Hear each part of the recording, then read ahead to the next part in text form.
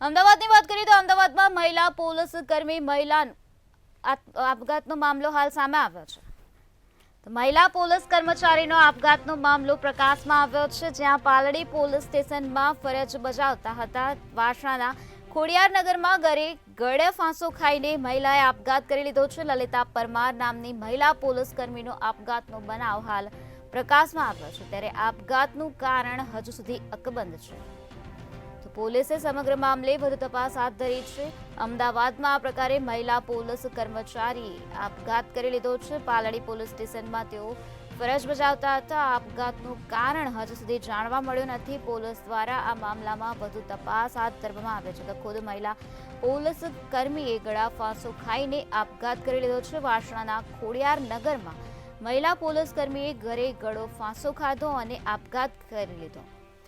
તો લલિતા પરમાર નામની મહિલા પોલીસ કર્મીનો આપઘાતનો કિસ્સો હાલ પ્રકાશમાં આવ્યો છે। આપઘાતનું કારણ હજુ સુધી અકબંધ જોવા મળી રહ્યું છે, ત્યારે પોલીસને આ બનાવ અંગે જાણ થતાં પોલીસ દ્વારા હાલ વધુ કાર્યવાહી હાથ ધરવામાં આવી છે।